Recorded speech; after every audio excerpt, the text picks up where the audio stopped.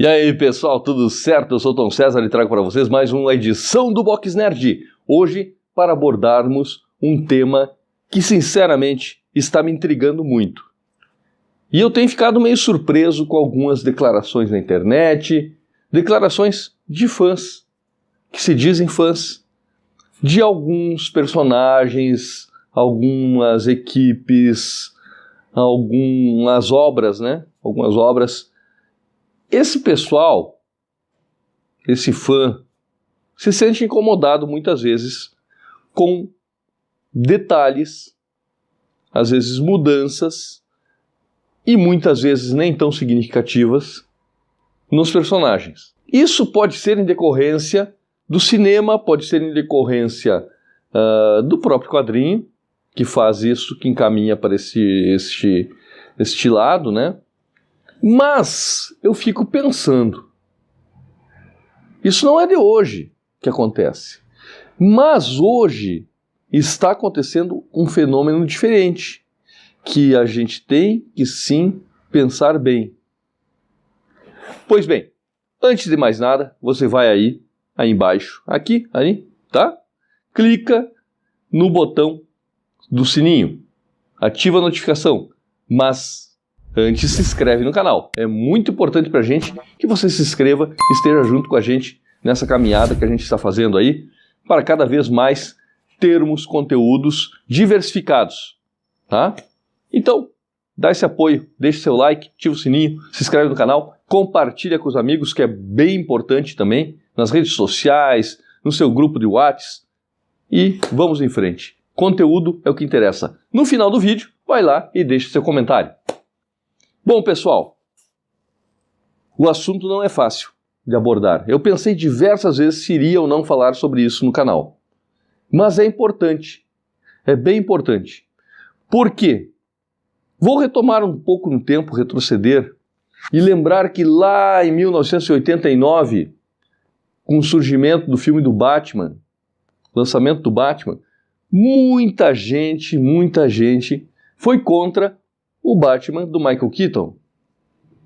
Porque ele era baixinho, porque ele não tinha um perfil, porque era muito velho, porque... e blá blá blá, e blá blá blá. E o Jack Nicholson, por mais que todos gostassem da ideia, muita gente também foi contra. E muita gente comentou. Ah, mas não tinha internet? Não, mas o pessoal comentava nas ruas, nas bancas de revista, nos points de encontro dos nerds, na fila do cinema, nas revistas especializadas. Então, em todos esses lugares, sempre havia essa discussão de que este ator escolhido, Michael Keaton, não era o adequado para o Batman, para viver o Batman no cinema, para interpretar o Bruce Wayne no cinema e tudo mais.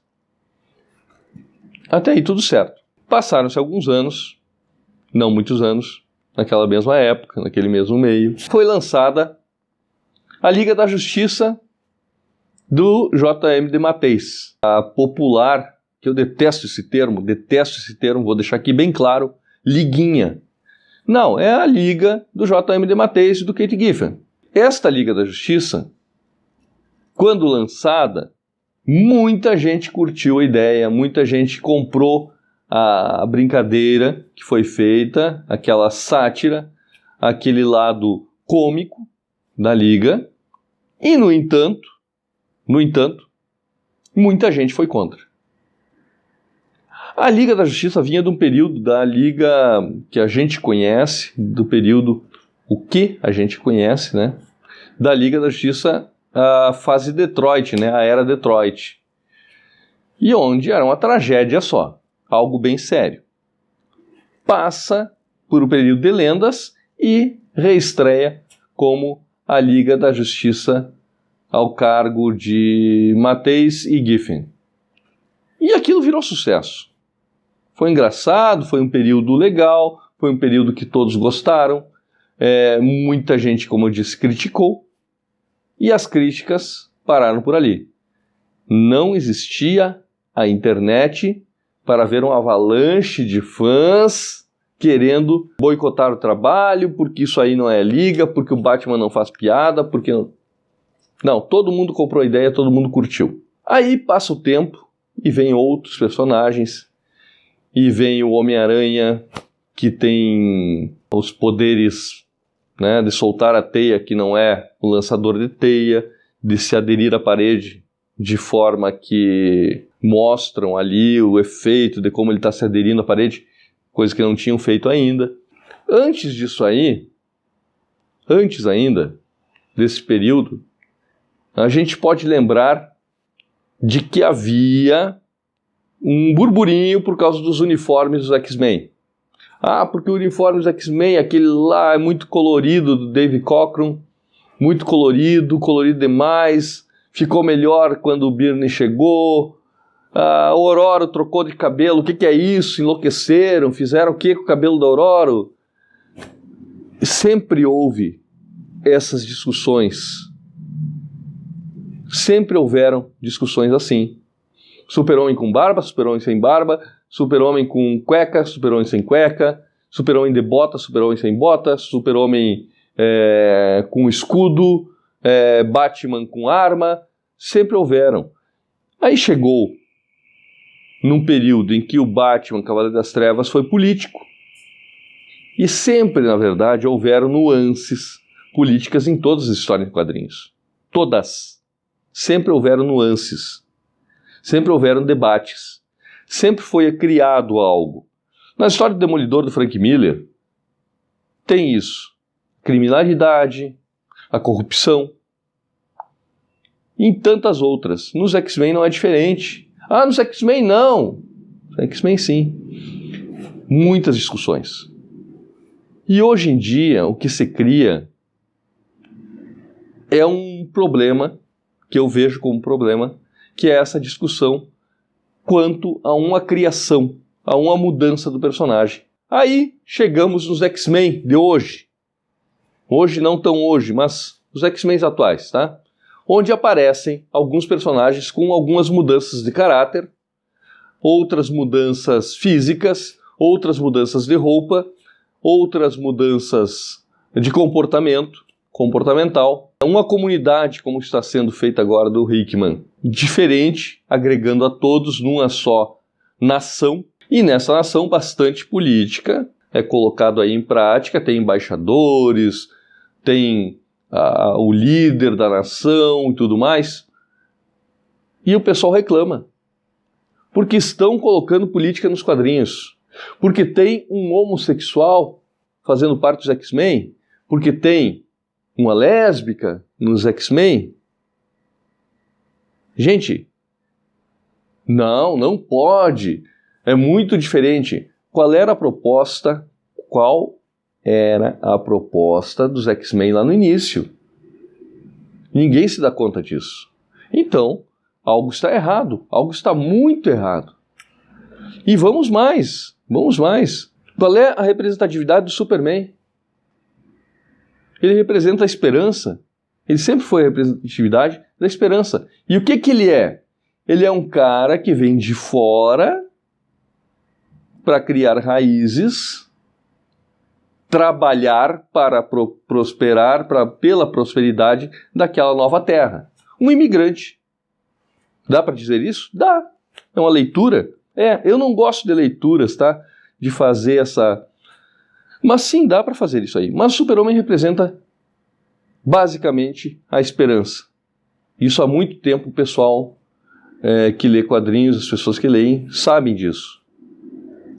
E de repente ele tem um filho que é a representatividade de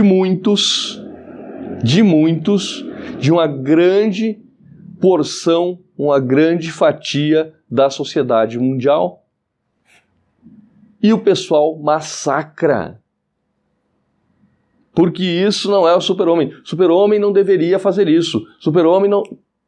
Gente, reclamavam que não poderia pegar um personagem que já é existente e fazer com que ele fosse gay.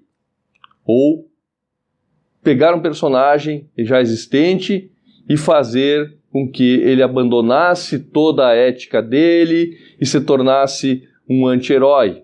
Ou pegar um personagem e torná-lo trocar a etnia do personagem quando passa para as telas, para o cinema. Tudo bem, aí é um personagem totalmente novo. É o filho do Superman. É totalmente novo.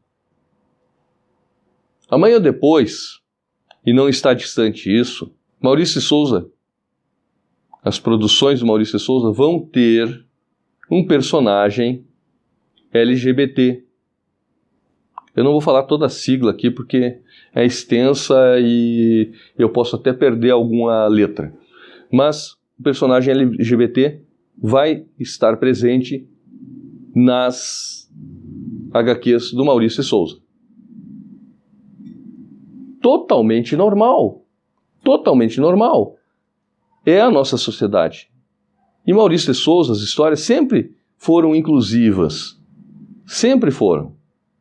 Faltava esse personagem, com certeza. Além disso, a gente pode ouvir por aí reclamações quanto ao personagem Namor, da Marvel. Sim, eu conheço o Namor, eu sei a história do Namor, eu sei o quanto ele é antigo, mas, gente, sem saber da história, sem ver o conteúdo, sem assistir ao filme, eu achei a mudança ok. Achei a mudança ok. Achei a ideia legal. Eu não vou comentar aqui sobre a ideia, sobre o personagem, sobre o filme que vai sair, que todo mundo sabe que é o Wakanda Forever.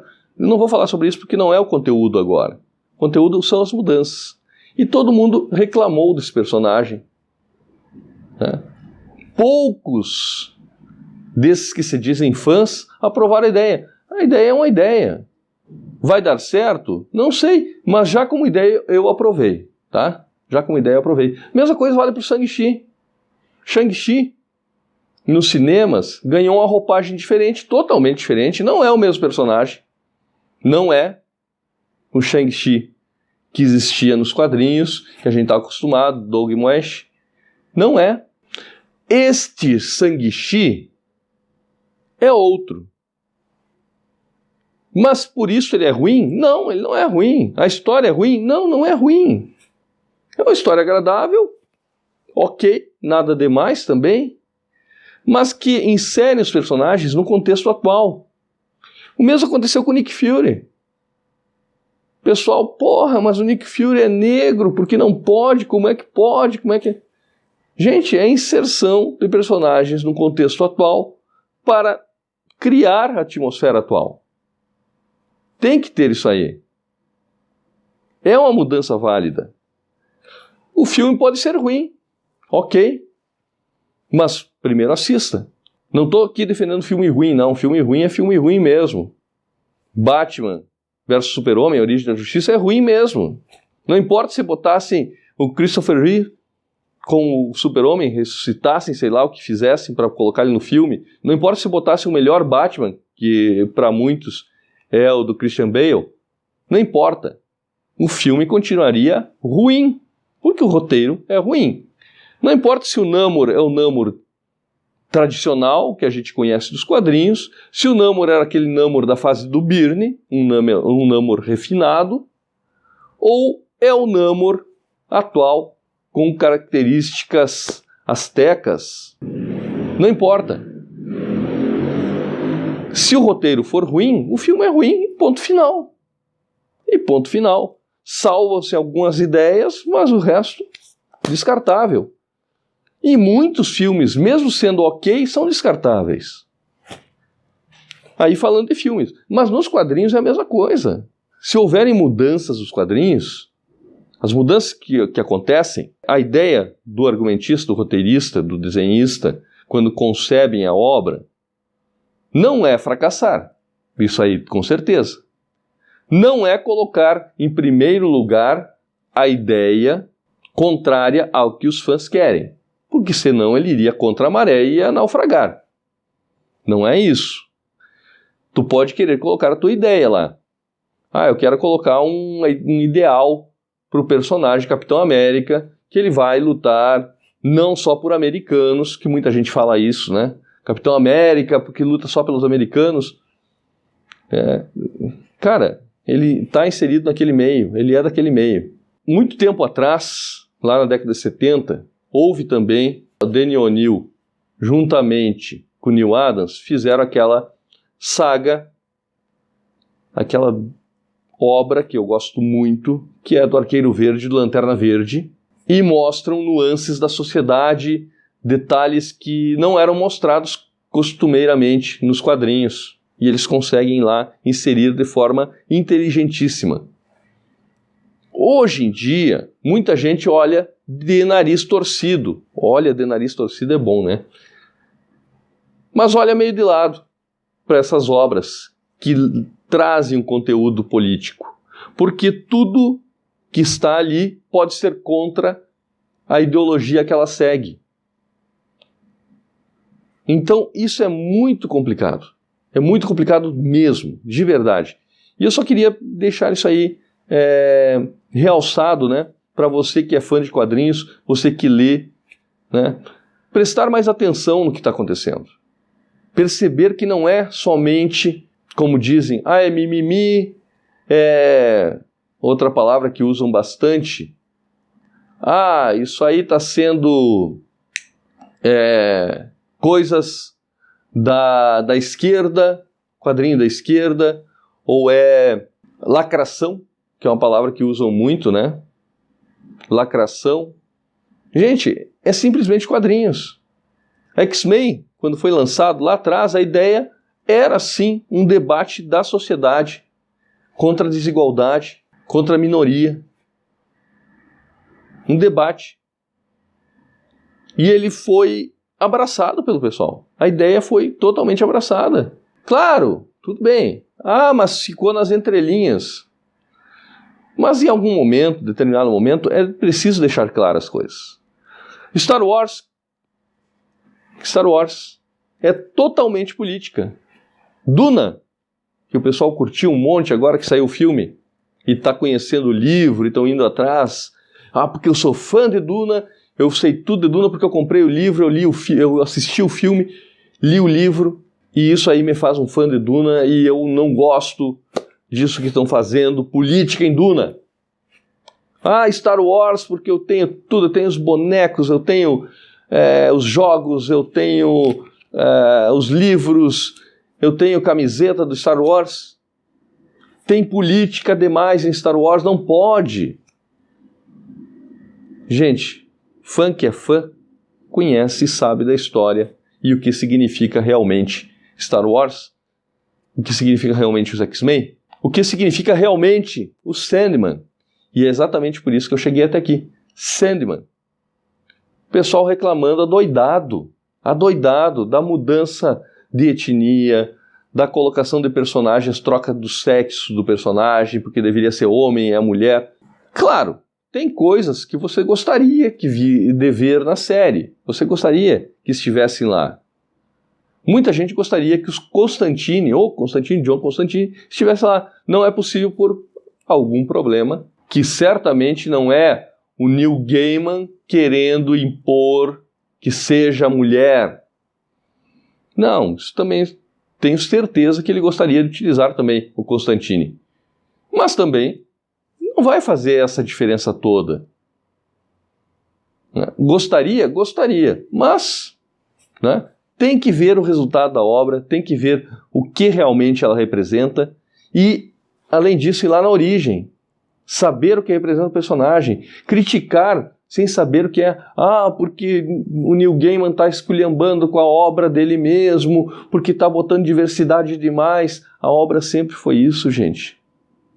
Entendam a origem das coisas antes de qualquer crítica. Isso vale para todos os personagens que são lançados, que são modificados. Aguardar, ler, assistir e depois, sim, com embasamento, com fundo de razão, criticar. Certo? Fica aí a minha dica. Bastante tempo, falei aí hoje, mas acho que foi válida essa conversa, tá ok? Vamos adiante. Você que sabe de algum caso, ou que discorda disso, ou concorda e sabe de algum outro caso nos quadrinhos ou em filmes, fala aí embaixo, comenta aí, deixa esse comentário, quero saber sua opinião sobre esse assunto. Tá ok? Valeu, pessoal, forte abraço, Nos vemos na próxima. É isso aí.